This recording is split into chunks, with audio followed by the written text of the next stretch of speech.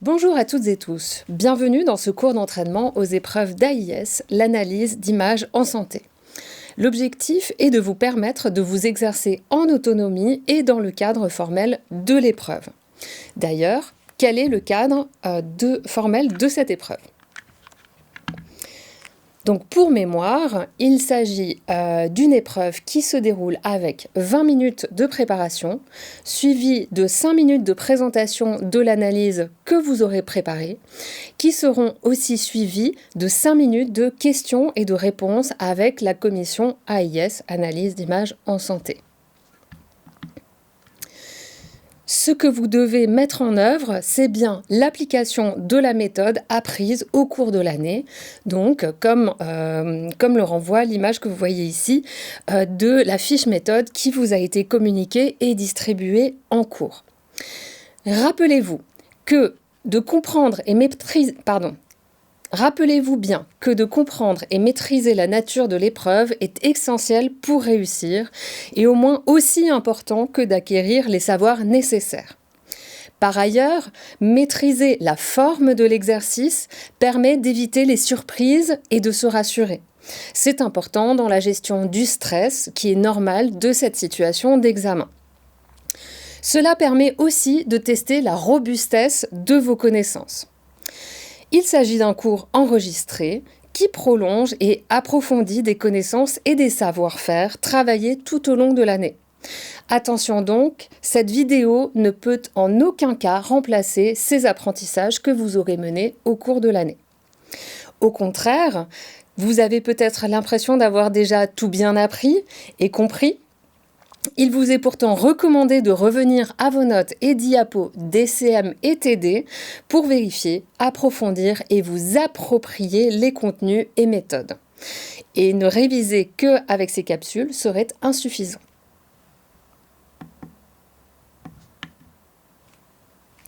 À noter, cette vidéo est réalisée en collaboration avec le soutien du T2S, le Tutorat Santé Strasbourg. En effet, vos tuteurs et tutrices se sont prêtés au jeu de l'épreuve blanche pour vous montrer concrètement de quoi il s'agit. Je tiens à remercier les tuteurs et tutrices, le bureau du T2S et l'équipe notamment de SHS, sans qui ces capsules n'auraient pas pu être réalisées. Cette capsule va vous guider pour la mise en œuvre pratique d'une analyse d'images en santé. Comment cela va-t-il se dérouler ? Concrètement, je vais vous présenter rapidement l'image à analyser, puis suivra un temps de préparation, un minuteur apparaîtra pour vous guider dans ce temps-là, puis il y aura un temps de présentation où vous présenterez en autonomie dans un temps aussi limité qui sera symbolisé par un minuteur. Dans les deux cas, un petit bandeau viendra vous prévenir que le temps est quasiment écoulé. Puis, vous pourrez ensuite voir un exemple d'épreuve filmée et la partie 1 dans un premier temps, la présentation d'analyse réalisée par une tutrice, en l'occurrence, jouant le rôle de candidate. Sera suivi d'un temps d'évaluation de cet oral, puis associé à un exercice de proposition de questions. Quelles questions auriez-vous posées si vous aviez été en situation d'être jury de cette commission ? Ensuite, on passera à un exemple d'épreuve filmée pour la partie questions-réponses, de façon à ce que vous puissiez voir de quoi est faite cette partie. Et enfin, dans un sixième temps, on passera à une reprise de l'ensemble de l'oral et de l'analyse de documents. Le matériel dont vous aurez besoin pour réaliser cet exercice, c'est du papier brouillon, votre montre, chronomètre ou minuteur pour vous habituer à minuter votre temps avec des objets non connectés que vous connaissez bien, de façon à ne pas galérer avec votre chronomètre le jour de l'examen.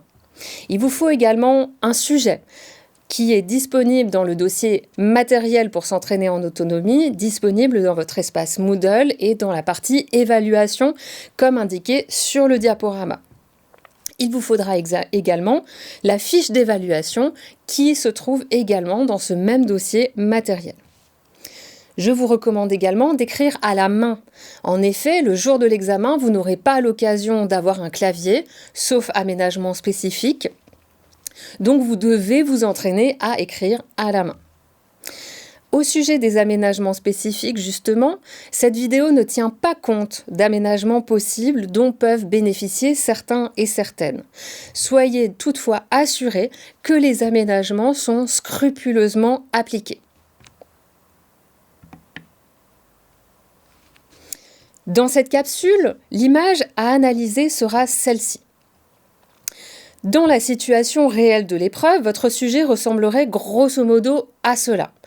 Donc vous voyez ici, vous avez un document avec un numéro, avec un titre, une légende, des compléments. S'il y a besoin d'une traduction, car le document n'est pas en langue française, la traduction est donnée également. Vous voyez qu'ici, il n'y a pas besoin de traduction, il n'y a donc pas d'indication d'éléments traduits. Rappelez-vous que donc le sujet est mis à disposition en PDF dans le dossier matériel pour s'entraîner dans votre espace Moodle. Vous allez avoir 20 minutes pour préparer votre analyse à présenter ensuite en 5 minutes. Tenez-vous-y. C'est très important de vous entraîner en temps réel et de comprendre si cela rate ou est-ce que vous pouvez vous améliorer.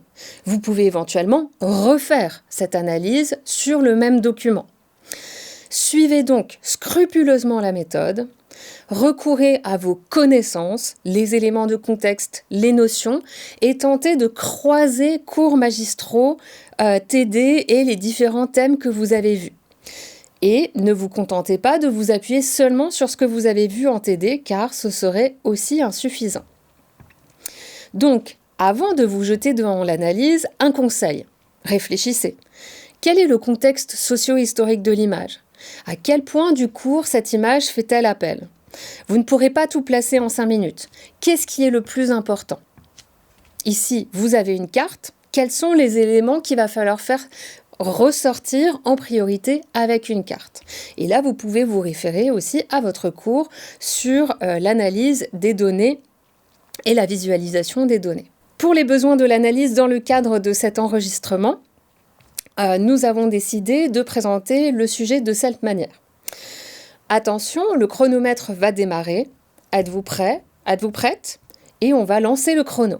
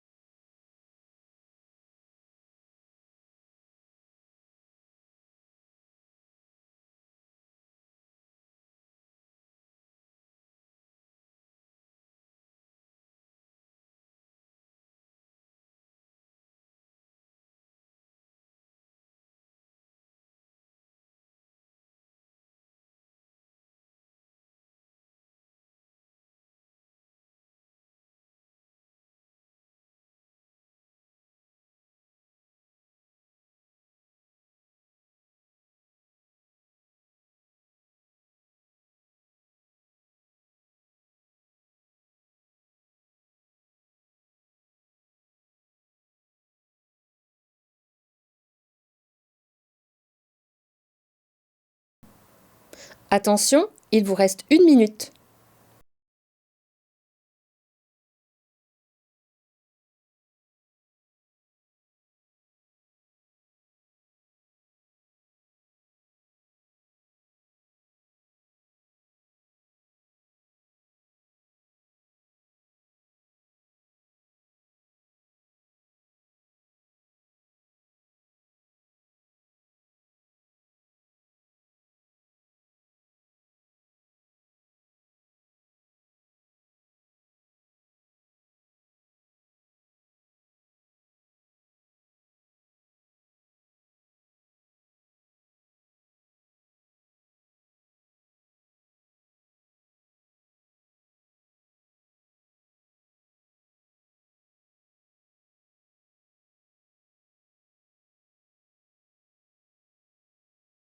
Le temps est écoulé. Vous allez maintenant pouvoir réaliser votre présentation.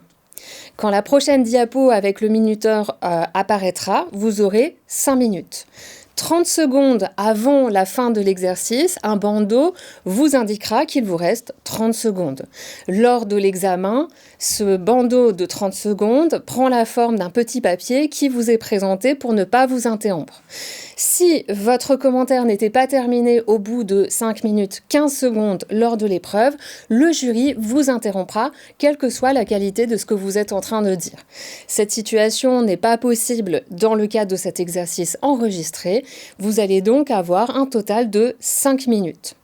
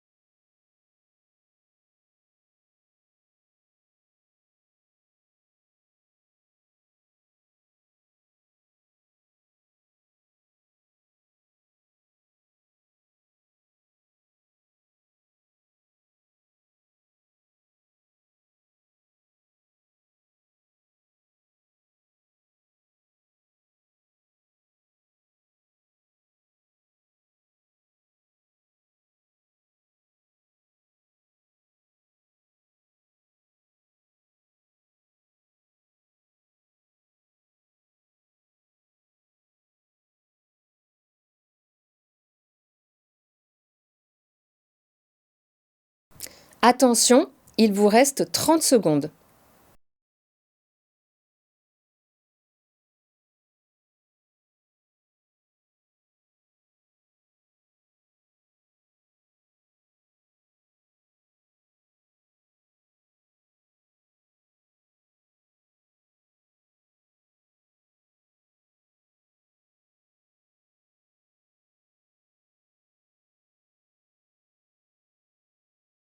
Maintenant, vous allez pouvoir voir une version d'une présentation d'analyse réalisée sur le même document.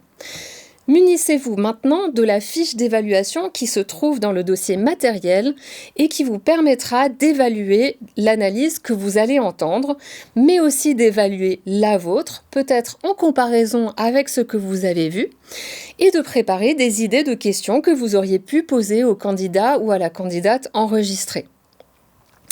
Attention, cette présentation réalisée par une tutrice du T2S a été réalisée dans les conditions de l'examen et elle a sciemment fait des erreurs. C'est un choix qui permet de vous montrer des erreurs possibles et qui n'est nullement de la responsabilité du T2S. Eh bien, bienvenue, entrez. Donc vous pouvez rester debout, vous pouvez vous asseoir. Je vais donc, comme à votre convenance et comme vous êtes le plus confortable, je contrôle votre carte, c'est bien vous. Je vous la rends et on va juste vérifier que le sujet que nous avons est bien le même que le nôtre, à savoir le document 1. C'est parfait, je vous remets ça. Merci. Et donc, juste pour rappel de la façon dont cet oral va se dérouler, donc il va y avoir 10 minutes, 5 minutes d'analyse d'image que vous allez présenter, puis 5 minutes de questions et de réponses avec le jury. Et au bout de 4 minutes 30 de votre analyse, on vous montrera ce petit panneau qui vous signale qu'il vous reste 30 secondes. Et si vous n'avez pas terminé à 5 minutes 15 secondes, on vous arrêtera, quelle que soit la qualité de ce que vous êtes en train de dire, afin de passer ensuite aux questions, et on s'arrêtera à 10 minutes pile pour les mêmes raisons et de la même façon, quelle que soit la qualité de ce que vous êtes en train de dire. Voilà, et donc le chrono va démarrer quand vous commencez à parler, et donc on vous écoute. Merci.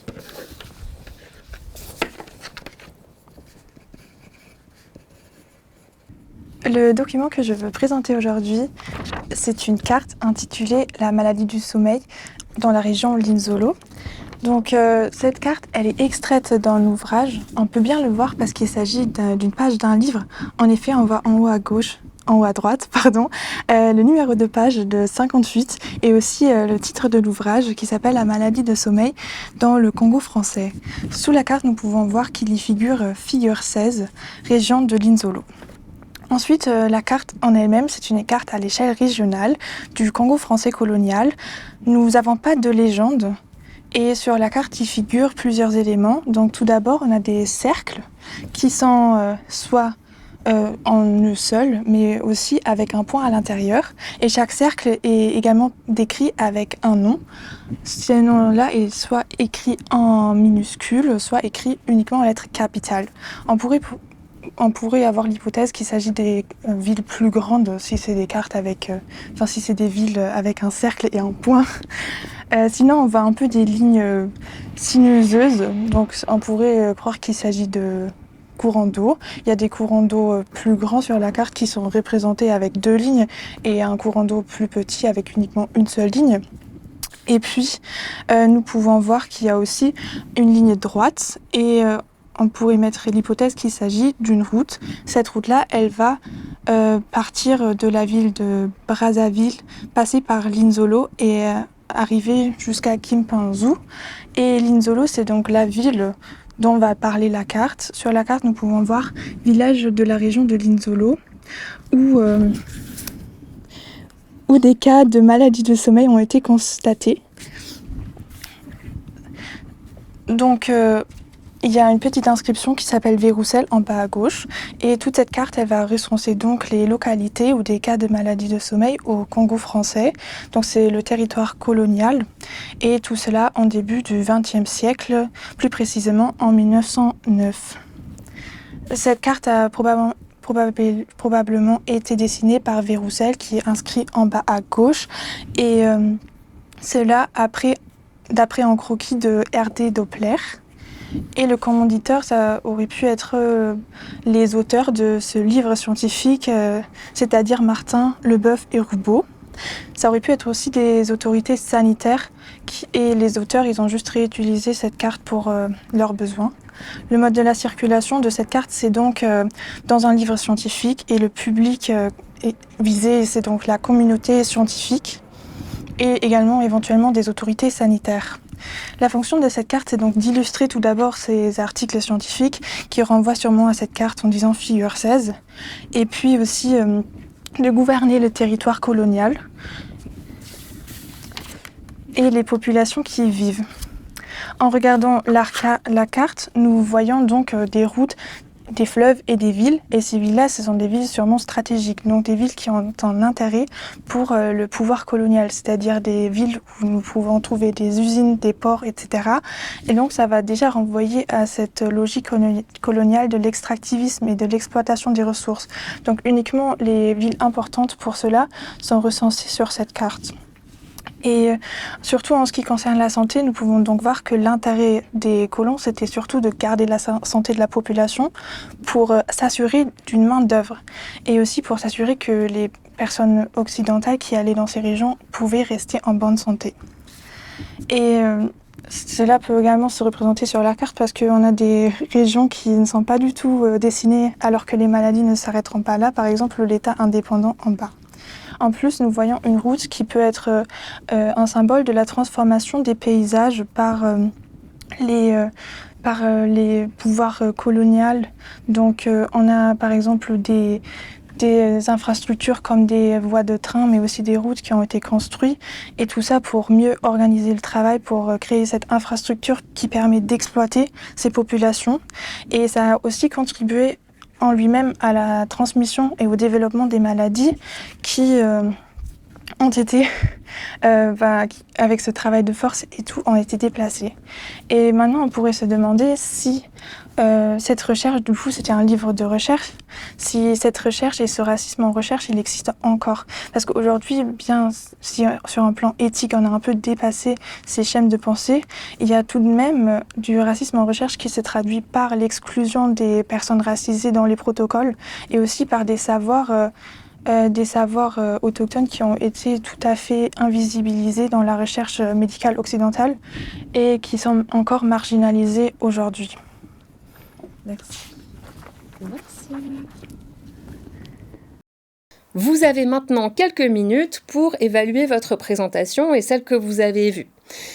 Nous n'allons pas mettre de minuteur à ce stade dans la vidéo, mais vous pouvez mettre sur pause pour utiliser le temps nécessaire à votre évaluation.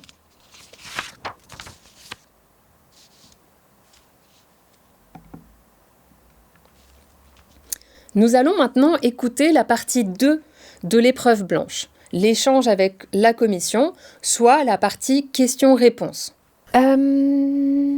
Finalement, qu'est-ce qui intéresse les autorités sanitaires dans cette carte potentiellement? Vous l'avez cité comme étant un acteur de la production et de la circulation de l'image. Quel est son intérêt avec cette carte aux autorités sanitaires? Déjà, la carte, c'est un moyen de déclasser la population. Et ici, surtout, un moyen pour contrôler également la population. Donc, on voit que les populations ont été regroupées sur certains territoires. Et ça peut aussi permettre aux autorités de mieux contrôler des révoltes, etc. et de mieux compter, par exemple, les populations si présentes. Si tu voulais prolonger, sur la carte, il y a deux indications. Vers le haut de la carte, vers le nord, région contaminée, et en bas à gauche, région infestée également. Est-ce que vous pourriez nous en dire un petit peu plus sur ces éléments ? Je pense que c'est aussi une manière de classer le territoire. En effet, les pouvoirs européens, ils se sont partagés les territoires. Et surtout, par exemple, cet État indépendant, il ne vient pas dans la juridiction du territoire français. Du coup, il ne s'y intéresse pas. Alors que la maladie va aussi se propager dans ces États-là. Mais ce ne sera pas pris en compte par les autorités françaises. Vous avez une idée, par exemple, de contaminer par quelle maladie ? Infesté par quelle maladie? Mais ici, ce sera la maladie de sommeil sûrement parce que c'est le sujet principal de la carte. Et vous pourriez nous en parler un petit peu de cette maladie? La maladie du sommeil? Oui.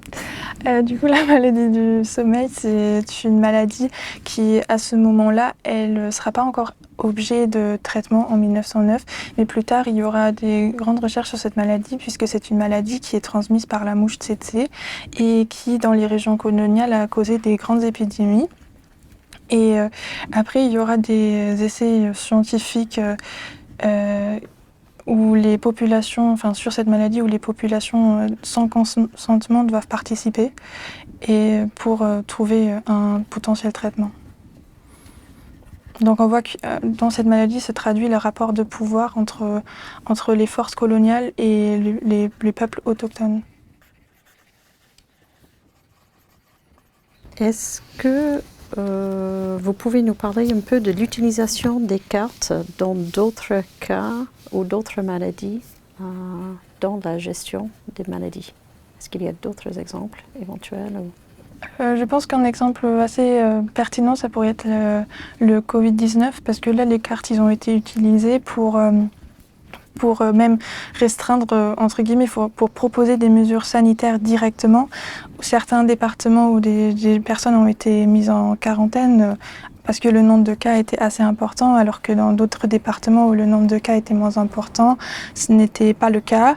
Mais dans ce contexte-là se pose sûrement toujours la question de comment sont produites ces cartes, comment sont récoltés ces cas et quels sont finalement les outils qui sont derrière pour légitimiser les actions sanitaires. Vous avez évoqué des rapports de pouvoir ici qui sont importants dans les logiques sanitaires. Est-ce que vous pouvez penser à un autre exemple de maladie, celui que vous voulez, qui implique aussi des rapports de pouvoir, peut-être des effets de stigmatisation ou de discrimination? J'utiliserai le cas de l'Ebola, qui est donc une maladie plutôt plus récente. Et où on peut très bien voir que, en fait, même si aujourd'hui on ne se situe plus dans une ère de colonialisation comme c'était le cas, et que les pouvoirs européens ne se croient plus colonisateurs, qu'en effet ces rapports de pouvoir ils n'ont pas totalement disparu. Il y a tout de même une dépendance économique et de ressources humaines qui sont utilisées justement pour lutter contre aussi la maladie de l'Ebola en ce qui concerne distribution de médicaments, distribution d'infrastructures et que cette colonialisation elle n'a pas totalement disparu, elle a aussi laissé ses traces encore aujourd'hui. Quel genre de traces? Par exemple, justement, cette trace de dépendance économique que certains pays peuvent avoir encore avec l'Occident, mais c'est aussi nos propres moyens de penser. Par exemple, le racisme systématisé, aussi le racisme individuel qui existe au quotidien. Merci. Merci beaucoup. Merci.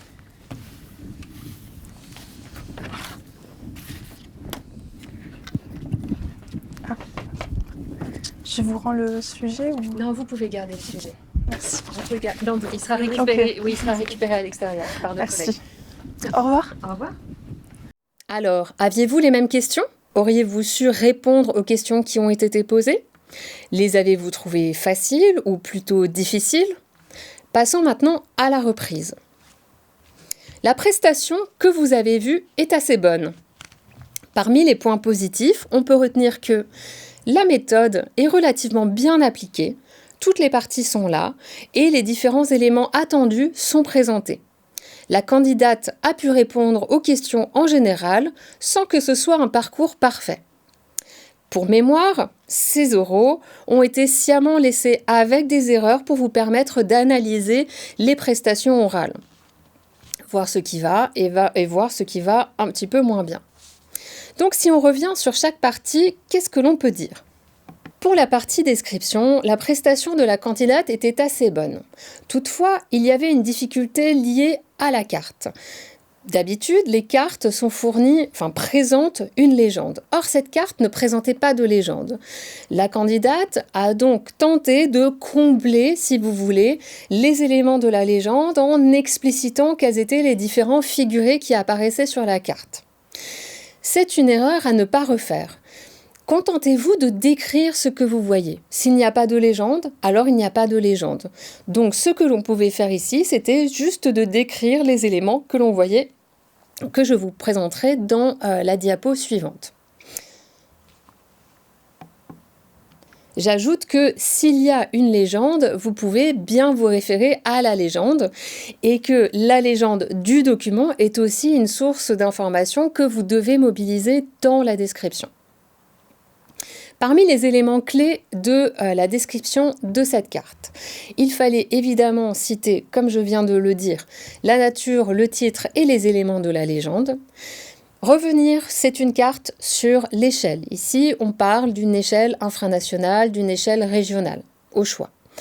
On revient sur les figurés, dont on précise qu'ils ne sont pas légendés. Il y a des cercles de petite taille, des lignes doubles, des lignes simples, des lignes de plusieurs épaisseurs et finalement une seule couleur, des figurés en noir sur une carte en fond blanc ou un fond un peu jauni puisqu'il s'agit de la page d'un vieux livre.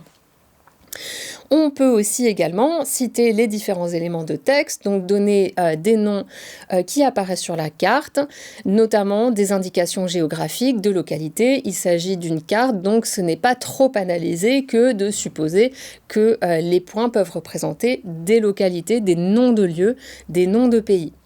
On peut aussi noter qu'il y a une frontière qui sépare deux espaces.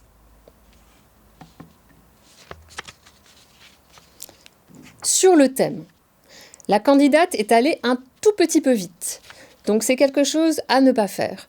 Le thème n'est pas apparu clairement et donc je vous conseille de bien marquer la différence entre la partie A, description, et la partie B, thème, de façon à ce que la commission puisse bien évaluer la qualité de votre thème. À noter, s'il y avait un manque, par exemple, la commission peut réinterroger les candidats et les candidates sur un point d'analyse ou sur un point manquant pour clarifier, pour préciser. Ici, les éléments clés étaient les suivants. Il fallait mettre en avant qu'il s'agissait d'une carte qui permettait le recensement des localités et des cas de maladie du sommeil en territoire colonial dans le contexte de l'épidémie de maladie du sommeil au début du XXe siècle, en 1909. On pouvait citer en thème secondaire la cartographie comme instrument de veille sanitaire et de contrôle colonial, ce qui permettait une montée en généralité qui est très valorisée dans les analyses d'images. Cette partie production et circulation a été bien réalisée dans l'ensemble par la candidate car l'ensemble des choix qui ont été proposés, des éléments d'analyse qui ont été proposés n'étaient pas juste de la recopier de la légende, la commission sait lire, donc ne lui lisez pas ce que la commission sait déjà lire, et donc ces éléments étaient dans un deuxième temps également bien justifiés. Et enfin, les hypothèses qui étaient faites étaient fondées sur des connaissances. Ce ne sont pas des hypothèses qui sont infondées, c'est des hypothèses qui sont fondées. En science, on fait des hypothèses qui sont fondées. La candidate est toutefois passée un tout petit peu vite sur l'auteur de la carte, sur lequel on aurait peut-être pu développer un petit peu plus. Parmi les éléments clés, on avait en auteur et commanditaire.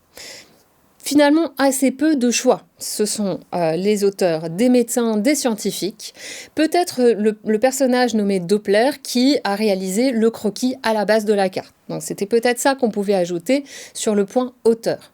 Les commanditaires, c'est une carte commanditée par des savants à Doppler, peut-être, et elle a été commanditée par les autorités coloniales et sanitaires aux savants qui ont signé le livre dans lequel se trouve la carte. Il y avait deux options ici. Le public, essentiellement des scientifiques, des naturalistes, là vous utilisez les éléments de complément, des médecins, éventuellement des autorités sanitaires qui peuvent se trouver soit dans les ministères en métropole ou alors au niveau du gouvernement local. Ces autorités sanitaires qui s'intéresseraient plus particulièrement à l'épidémie de maladie du sommeil. Comment circule cette image ? Par le livre. Et donc, où se trouve le livre ? Au début du XXe siècle, très probablement dans une bibliothèque publique, une bibliothèque universitaire, très certainement, éventuellement dans des bibliothèques de sociétés savantes ou des bibliothèques de savants. Peut-être, si on pousse un petit peu, une bibliothèque ou un centre documentaire au niveau des ministères.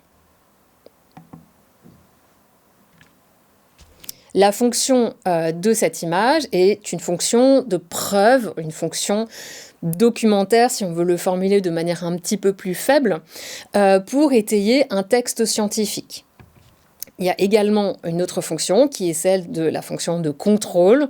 Et là, on peut revenir sur la carte comme un outil de connaissance d'un territoire pouvant permettre l'exercice d'un pouvoir d'administration ou de gouvernement des populations, qui est, entre parenthèses, une des caractéristiques du pouvoir colonial. Et la carte, justement, est un élément clé de ce pouvoir colonial. Si on passe à l'analyse argumentée, la présentation de la candidate montrait des connaissances. Elle a mentionné l'extractivisme, l'impact environnemental et la circulation de la maladie, l'exploitation des ressources naturelles et humaines.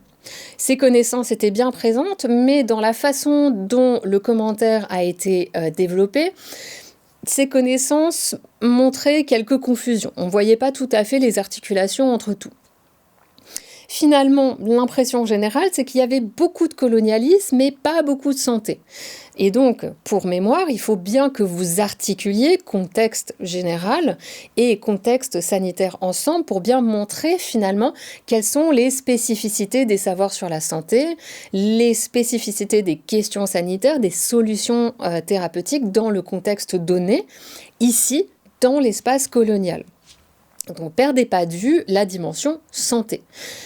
Vous êtes préparé à faire une socio-histoire des maladies infectieuses, donc de la santé. Ici, une autre faiblesse était que le contexte spécifique de ce moment spécifique de la colonisation et du début du XXe siècle et de l'épidémie de maladies du sommeil était finalement pas très clair. Et on avait aussi pas mal de mots-clés, pas mal de notions, mais pas beaucoup d'exemples. Donc, parmi les éléments clés, ici, ce n'est pas du tout une présentation exhaustive. Peut-être que dans votre présentation, vous aviez complètement autre chose. Totalement autre chose serait peut-être problématique. Mais si vous avez d'autres éléments, ça peut tout à fait se justifier.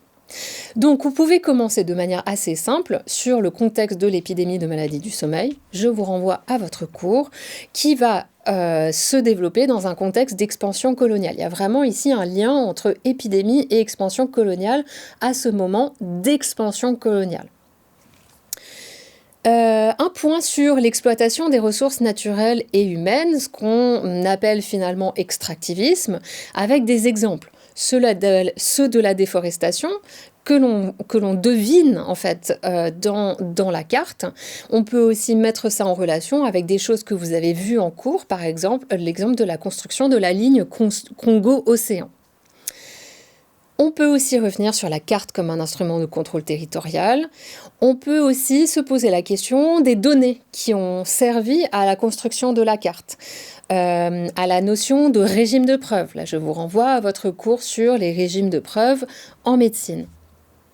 On peut s'interroger aussi sur les acteurs de la colonisation, et notamment sur le rôle des savants, des médecins dans la colonisation, mais aussi de l'industrie pharmaceutique. Et là aussi, je vous renvoie à votre cours pour développer ces différents éléments qui sont disponibles dans vos diaporamas, dans les enregistrements des cours. Et donc, ce qu'il fallait bien faire ressortir ici, c'est la façon dont la question sanitaire participe et vient justifier la maîtrise du territoire colonial. Pour le dire autrement, la question sanitaire et la production de savoirs scientifiques participent de la colonisation. En ouverture, la candidate a présenté des pistes de déplacement tout à fait pertinentes, mais souvent ces pistes étaient trop courtes et insuffisamment étayées. Il n'y avait pas assez d'exemples concrets. C'est un écueil que l'on voit souvent. Les candidats, les candidates arrivent les candidats et les candidates arrivent à la fin, il leur reste quelques secondes pour finalement développer une ouverture qui vaut des points. Ce n'est pas juste une conclusion qui permet de faire une pirouette et ensuite c'est fini. Donc, prenez le temps de développer cette ouverture et gardez-vous au moins 30 secondes pour pouvoir présenter cette ouverture. À minima 30 secondes. 15 secondes, c'est pas assez. Ici, la façon dont on pouvait réaliser cette ouverture, donc c'est des propositions. L'ouverture, c'est une ouverture, donc les possibilités sont très grandes. On pouvait revenir sur la cartographie comme moyen d'action publique en santé, avec un exemple que vous avez vu en TD, qui est la cartographie de Marseille et de la cartographie de la circulation du Covid dans les eaux, dans cette ville, à l'époque de la pandémie de Covid. On pouvait revenir sur le racisme en médecine, avec un cas concret, vous en avez des nombreux. L'exemple de Tuskegee, par exemple, dans vos cours. L'exemple de la tribune de la revue Nature, qui fait aussi l'introduction de votre cours sur le colonialisme. On pouvait aussi faire une ouverture sur l'action sanitaire postcoloniale, montrer peut-être les discontinuités et les continuités dans l'action d'autorités sanitaires non africaines en Afrique, avec le cas d'Ebola, par exemple, qui a aussi été présenté dans ce même cours. Et en allant chercher dans le cours sur les systèmes de santé et sur les financements de la santé, on pouvait faire un pont avec les modes de financement des actions sanitaires, en faisant peut-être une focale sur l'action philanthropique et la fondation Bill et Melinda Gates. Il y avait bien d'autres exemples, mais c'était quelques propositions. Les questions-réponses que vous avez pu voir montraient les différents types de questions-réponses auxquelles vous pourriez être amené à répondre. Il y a des questions d'approfondissement et de précision de l'analyse. Ici, on a cherché à en savoir un peu plus sur la maladie du sommeil. Les réponses n'étaient pas tout à fait claires. On a aussi posé des questions de précision, expliquer telle ou telle notion. Ça, c'est des questions assez classiques. Il y aura aussi, très certainement, des questions de déplacement. Ici, on a essayé d'amener la candidate sur des cartes, mais dans un autre contexte. Des maladies qui ne sont pas la maladie du sommeil, qui impliquent des rapports de pouvoir. Les questions, le plus souvent, sont des questions ouvertes, qui peuvent peut-être être impressionnantes parce que, justement, il n'y a pas forcément une bonne réponse attendue. C'est vraiment à vous de piocher dans vos connaissances pour trouver une réponse qui convienne, mais la commission n'a pas d'attente particulière, sinon que la réponse soit pertinente. Donc, entraînez-vous à mobiliser différents exemples et à vous déplacer. C'est très important d'apprendre à vous servir de vos connaissances. Cette vidéo est désormais terminée. J'espère qu'elle vous aura aidé à mieux comprendre l'épreuve d'AIS, l'analyse d'images en santé. Bon travail et surtout, bon courage!